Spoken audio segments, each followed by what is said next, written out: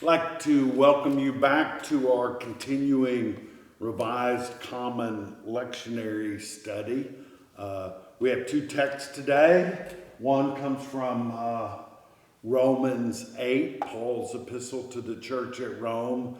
The other one is part of the Gospel of John, which extends the lesson that begins in verse 1, I am the vine, one of the ego eimi sayings. So, what we want to say about Romans is that chapter 8 is essentially Paul's talking about what the Christian life is when it is lived in the Spirit. When Paul talks about the Spirit, he's usually referring to the Holy Spirit that was sent by God.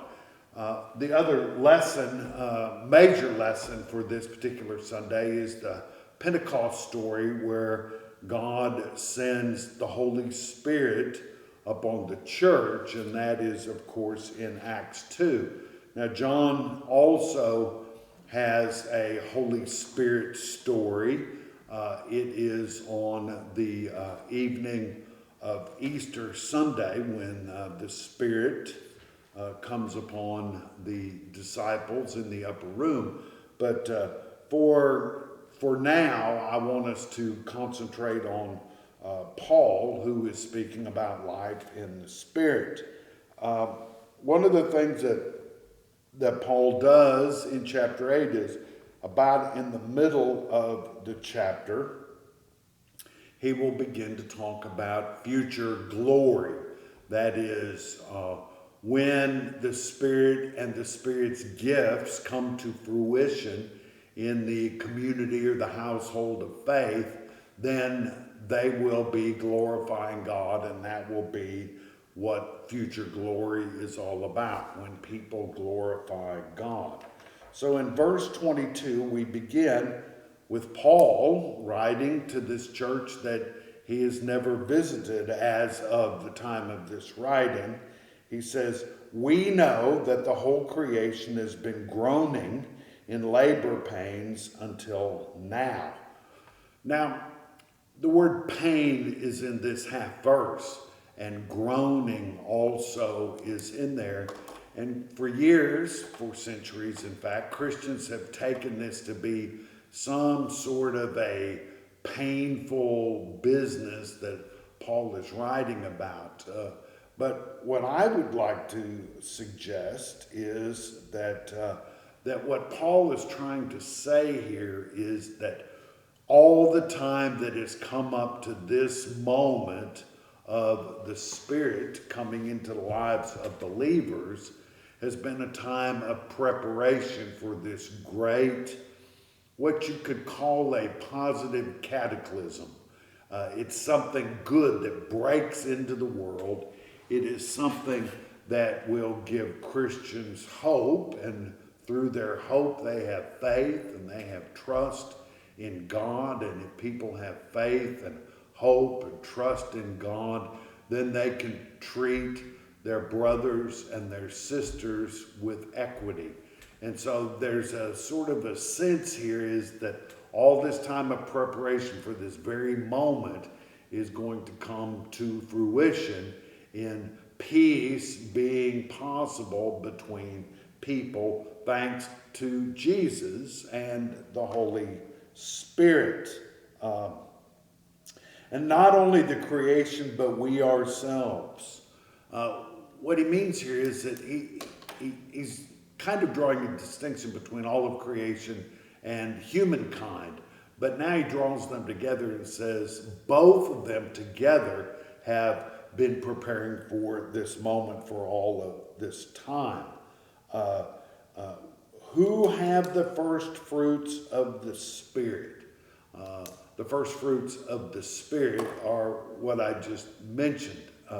In fact, Paul will talk about fruits of the Spirit later in the book of Galatians. And so fruit of the Spirit, first fruits, and so forth are all things that are benefits to humankind for their faith, their belief, their trust in God.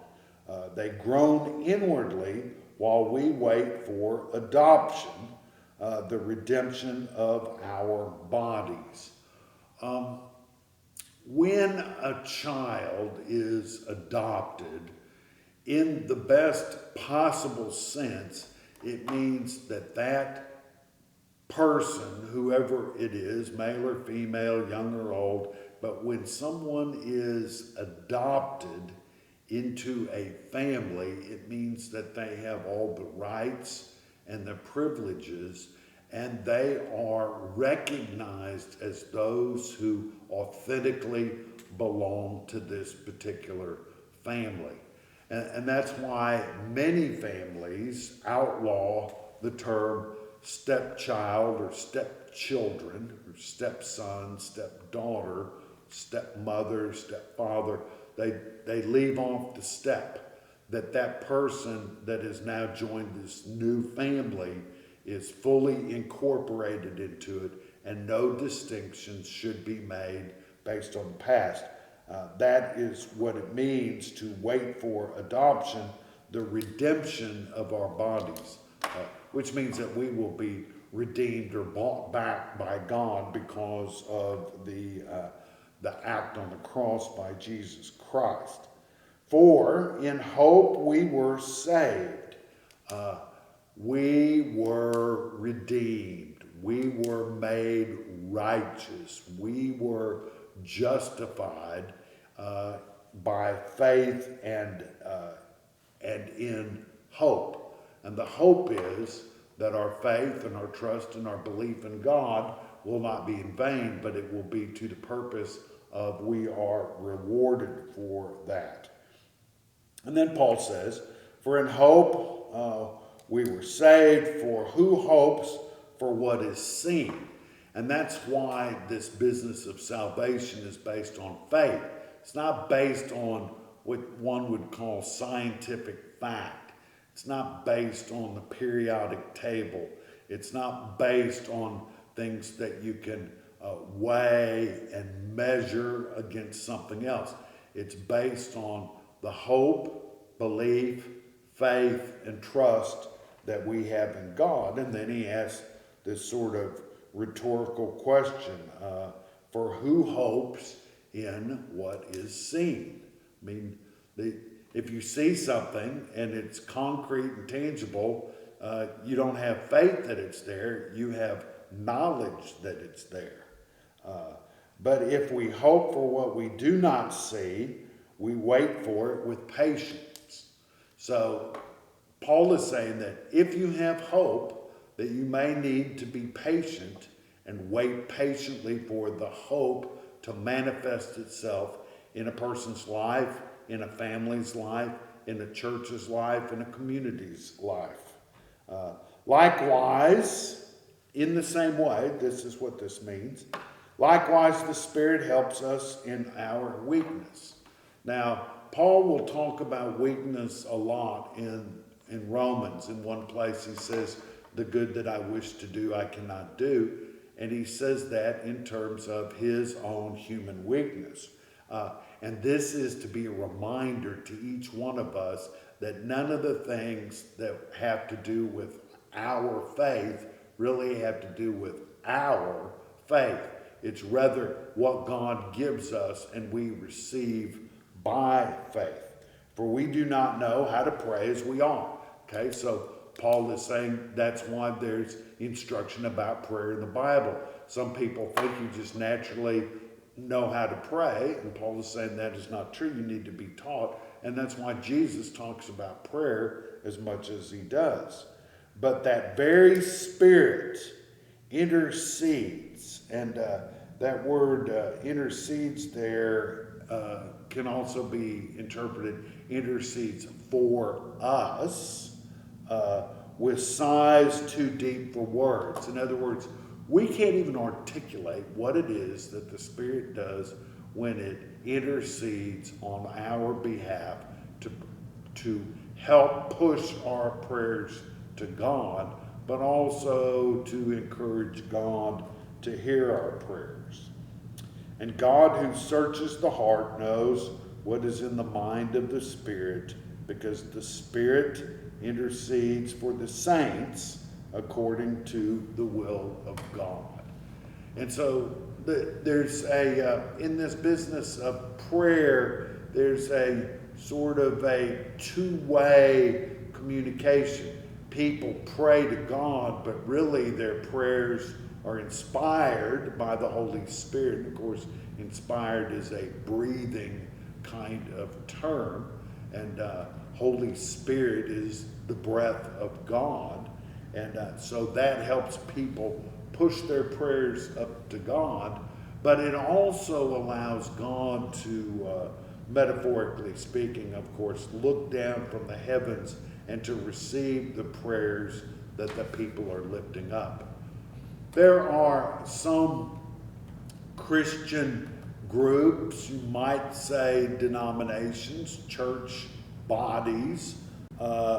Russian Orthodox Church does this, the Greek Orthodox Church does this, but they have a heavy business of incense in their worship spaces, in their sanctuaries. And sometimes people are prone to say that when they walk down the street and people can smell the incense on their clothing, that these bystanders or fellow travelers along the sidewalks know that these persons have been to church, because they exude the smell of holiness via the incense.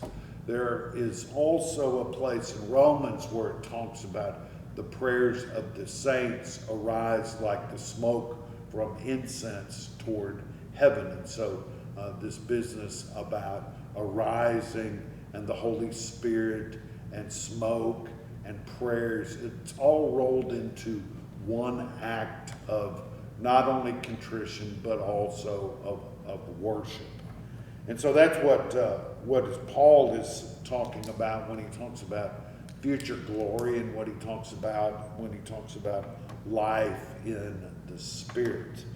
Now we want to flip back now for a moment to John 15.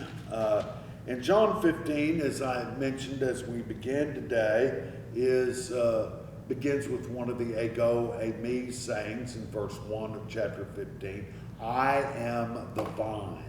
And of course we all know that fruit that is not grafted into the stem and the trunk and the roots of a particular fruit tree will not thrive, will not survive. And so Jesus is telling believers to be grafted into him, because he is the true vine, and the true vine will be the one that in which these people can abide and get spiritual nurture from. So we begin with the verse 26 of chapter 15. First, from 18 down to where our text starts, we talk about the world's hatred and how there will always be conflict and so forth. But when we get to 26, Jesus says, when the advocate comes, whom I will send to you from the Father, the Spirit of truth, who comes from the Father, he will testify on my behalf. Now this particular word, advocate, could be helper. It comes from a Greek word called parakletos, which means spirit. And it's this advocate, this helper that Jesus sends when he departs to be with God at his resurrection and ascension.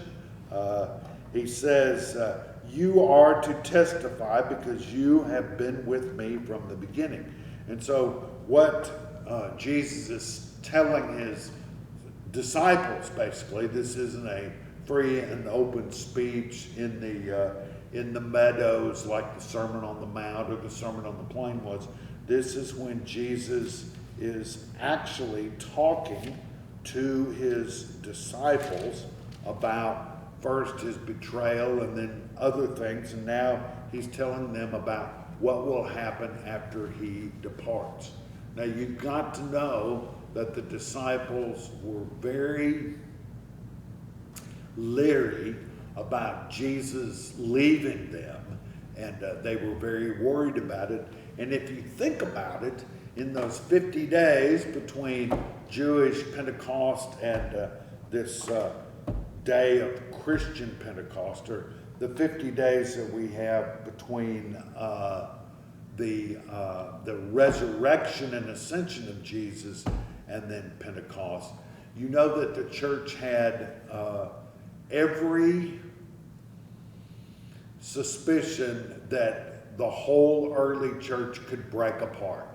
Jesus is now gone. There's no one to take his place. If you look at the leadership of the disciples, up to this point, they've been pretty shaky. Peter, James, John, Andrew, Bartholomew, all the rest of them, they really don't seem to have a grasp on what's going on. So you could understand that they would be very anxious about Jesus leaving them permanently, and he's told them that he will leave them permanently. So these that have been with him from the beginning, and then we skip down to the middle half of verse 4 of chapter 16. We just skip about 3.5 verses. Jesus continues, I did not say these things to you from the beginning because I was with you. Jesus was making the case then that he didn't have to explain what was going to happen later without him, because he was with them then, and there was no need to be anxious about tomorrow. And he said this in the Gospel of Mark, do not be anxious for tomorrow, today's troubles will be troubles enough. And that's exactly what he's saying here. But now I am going to him who sent me. That is, he's returning to God who sent him in the first place. Yet none of you ask me, where are you going? But because I have said these things to you, sorrow has filled your hearts. In other words, as Jesus begins teaching them about what life is going to be without him physically present with them day by day, all of a sudden their hearts are troubled, they're saddened, they are beginning the grief process and so forth. And so he tells them that, and then he says, nevertheless, I tell you the truth. He doesn't just tell them what they need to hear or want to hear to salve their pain. He's telling them the truth. It is to your advantage that I go away. Jesus is saying, it's better that I leave than stay. And of course, they're all thinking, is he lost his mind? What does he mean? It's always better to have Jesus with us. But he says, for if I do not go away, the advocate will not come to you. In other words, this helper, this comforter, this nurturer that is the Holy Spirit, that the NRSV calls the advocate, but it is the Holy Spirit. But if I go, I will send him to you. And when he comes, he will prove the world wrong about sin and righteousness and judgment. In other words, this Holy Spirit will be a spirit of truth.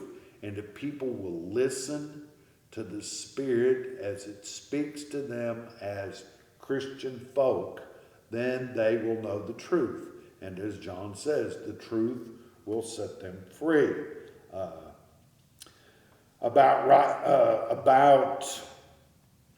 And when he comes, he will prove the world wrong about sin and righteousness and judgment. About sin because they do not believe in me. Jesus talks about sin, and the way to get away from sin is to be in relationship with God through Jesus. They do not believe in me, about righteousness, because I am going to the Father and you will see me no longer. This will prove about the rightness or the justification of God as God receives Jesus into the heavenly places. And then he says about judgment, because the ruler of this world has been condemned. He's been condemned by the evil that people have perpetrated against the innocent man Jesus. Then in verse 12, he says, I still have many things to say to you, but you cannot bear them now. It's like, you know that phrase, people say they're drinking from a fire hose, which is impossible, really. It just means that Jesus has told them so much that they can't absorb it all. So he says, you cannot bear them now. When the Spirit of truth comes, he will guide you into all the truth. That is when the Holy Spirit comes, which is the Spirit of truth. For he will not speak on his own, but he will speak whatever he hears, and he will declare to you the things that are to come. And where the Spirit hears these things is at the throne of God. God speaks the truth, and the Spirit will speak the truth to Jesus' disciples. He will glorify me because he will take what is mine and declare it to you. All that the Father has is mine.